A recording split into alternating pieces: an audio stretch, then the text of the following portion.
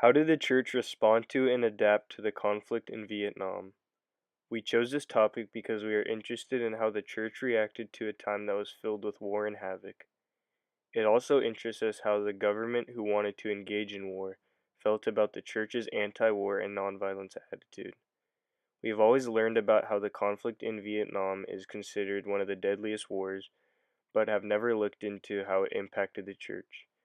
Because we knew that the church is anti war, we wondered what types of movements the church started in hopes of decreasing conflicts in the future.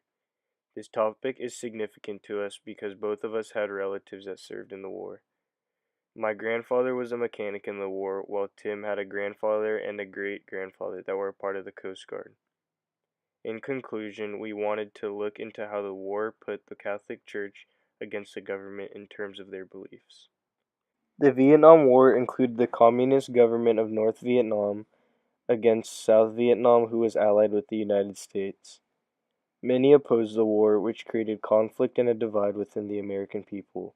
A teacher at Angelo State University in Texas said that the church's anti-war activism turned people off, and that the horror of the war raised broader existential questions about the human condition and existence of a higher power. Some people questioned God, while others turned to God to help them get through. The Vietnam War, along with the United States' involvement, began in 1954, although the conflict between North and South Vietnam had been going on for decades. In April 1975, Saigon was captured, marking the end of the war, and the following year North and South Vietnam were unified again. Over the course of the war, more than 3 million people were killed, half of those people being Vietnamese civilians. The Vietnam War was the first war post-Vatican II in the Catholic Church. Two of the figures that the Catholic Church identifies as models of peace are Dorothy Day and the Berrigan brothers. Dorothy Day dedicated her life to the gospel and church, aiming to change people to create a more peaceful society. During a time of turmoil, Dorothy Day's nonviolent ways were able to encourage the rich to the poor to turn to God for guidance. Dorothy converted to Catholicism in 1927, and 6 years later she co-founded the Catholic Worker, a newspaper that promotes the Catholic teachings attempting to address issues of social justice. The Berrigan brothers consisted of older brother Daniel Berrigan and younger brother Philip Berrigan. Together, Daniel and Philip led the anti-war and anti-draft movement during the Vietnam War.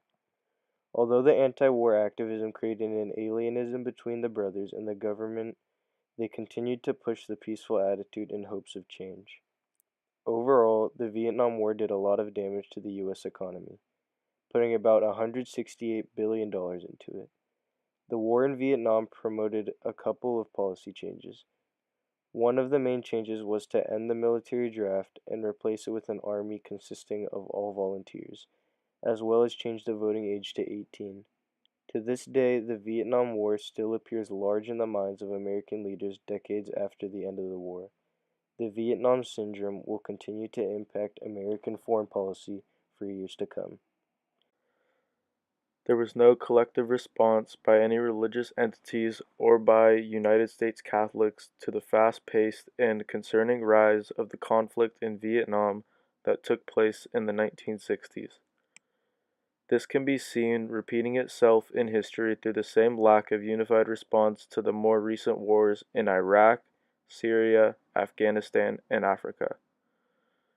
In the mid-1960s, certain Christian organizations that vouched for peace, for example, the Catholic Worker Movement, and the clergy and laity concerned about Vietnam and the American Friends Service Committee. Catholic organizations like these spoke out against rising United States involvement in Vietnam. Public and mainstream groups like the U.S. Catholic Bishops' Conference and the National Association of Evangelicals had voices on this topic as well, firmly backing the pro-war policies of the current Commander-in-Chief, President Lyndon Johnson. A scholar who documented the religious response to the war by the name of Kenneth Heinemann stated that public media coverage of the extreme or undermining beliefs of certain religious leaders, such as left-wing Catholic priests Daniel and Philip Berrigan. These leaders, Heinemann said, hurt the overall brand of religion in America. The church's anti-war position evidently turned many people away from the Catholic Church, a direct result of the nation being boldly divided in terms of contradicting opinion on the subject of war. Vietnam was the first post-Vatican II war and post-Passeum in Terris war.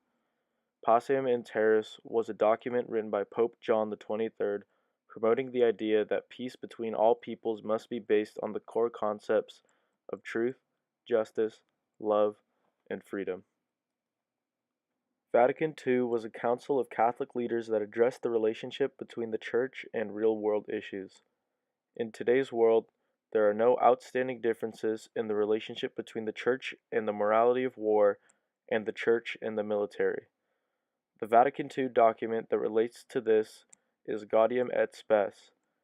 This document talks about the avoidance of war, Chapter 5, Section 1. Destruction of cities and land in general is a religious crime against the teachings of God as we are destroying His creation.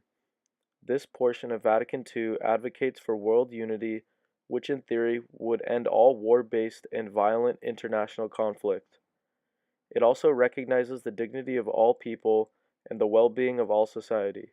Another point this document touches on is the justification of war. If people find ways to qualify war as just, it will ultimately be the downfall of civilization and humanity. The most important thing that we learned was that the Catholic Church is not afraid to stand by its doctrine and teachings even in the midst of a world crisis. Something that surprised us was the clear divide and difference of opinion in our country because although there was a very serious and controversial conflict overseas, there was a conflict within our own borders.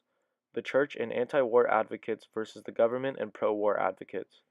Something we would probably do differently if we were to do this research again is to research harder so that we would be able to find specific numbers and statistics about the Church during the time of the war so we could gain a more concrete view of how Catholicism was impacted by the war.